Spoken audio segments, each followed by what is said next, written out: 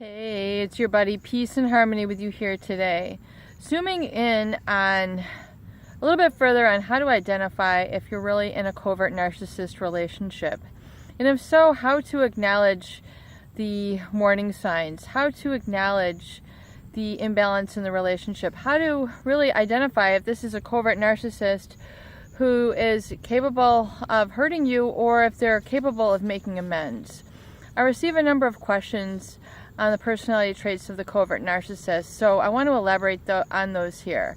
The covert narcissist is a personality disorder, a personality type, as distinguished as a cluster B, essentially by the DSM-5R Diagnostic Statistical Manual utilized by healthcare professionals to diagnose and treat mental health diseases and disorders. Now, the covert narcissist has a number of different personality traits which we will deem personality disorder. Now, of course, there's a whole spectrum of healthy and unhealthy. However, what distinguishes the narcissist is a pathological self-importance. And a pathological self-importance, essentially coupled with a lack of empathy, creates a personality type which can be very hurtful to the others in their environment. So the covert narcissist will really belay this self-importance by a number of different exterior sort of facade or mask or really outward personality types. They might be extremely quiet, the good guy, the good gal, wants to be liked by others, wants to be perceived as a good person. So they will really do a lot to sort of please others and really be there and available in the beginning of the relationship. They really tend to, rarely sort of voice, an outward complaining. They can be very quiet and not be very vocal at all, and really are very, very different from a lot of people in that they rarely voice displeasure.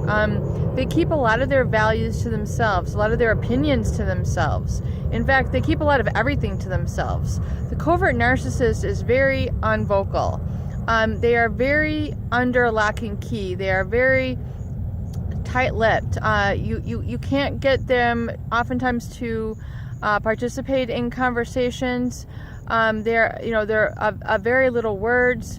And the covert narcissist is also someone who their calm exterior belays a very sort of heightened sense of self-importance, where they actually do not communicate. They do not involve others because they feel that they are essentially more important, so they're more preoccupied with self. They are more selfish, if you will.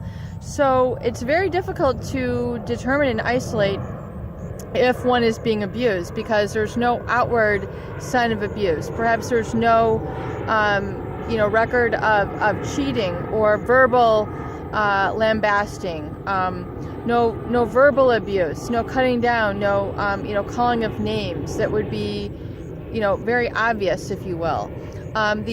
Where someone is being belittled, judged, harshly criticized, which we see very much in the overt narcissist behavior communication style. The covert narcissist, on the other hand, will really just abuse by omission or abuse by lack. So it's what they don't do that is really so injurious and hurtful and abusive to others.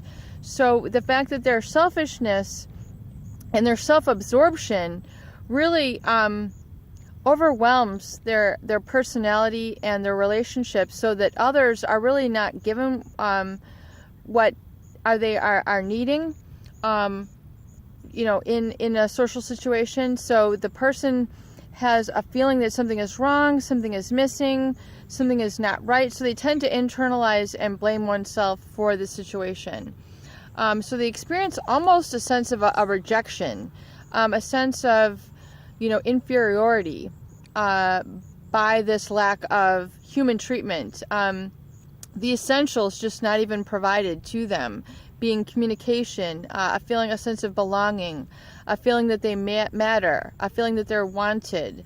All these sort of fundamentals, the basic fundamental human needs, the need to belong, the need to feel like you have some sort of control in situations, and the need to have a feeling of self-esteem, as well as the need to feel like you have a meaningful existence, as is outlined by the Bowen Theory.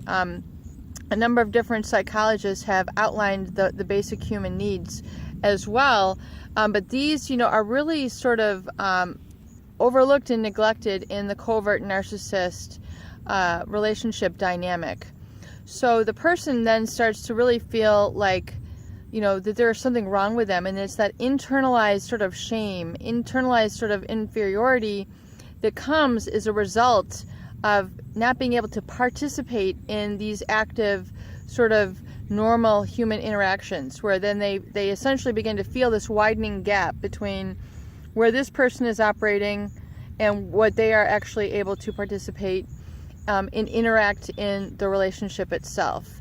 So if you are kind of sensing these and feel like your needs are being overlooked, ignored, and you're essentially feeling like you're attached, you're an extension of this person rather than having your own, what Bowen would call differentiation, which means your own independent personality, and you have like some boundaries and you can communicate your where you're coming from and being acknowledged,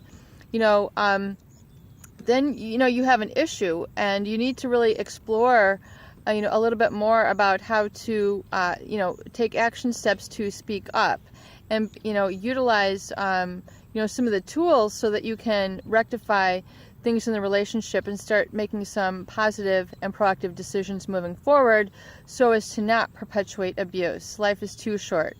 Peace and harmony with you here today. I hope these videos do help. Please share and please subscribe for more great tools, videos, discussions, and support.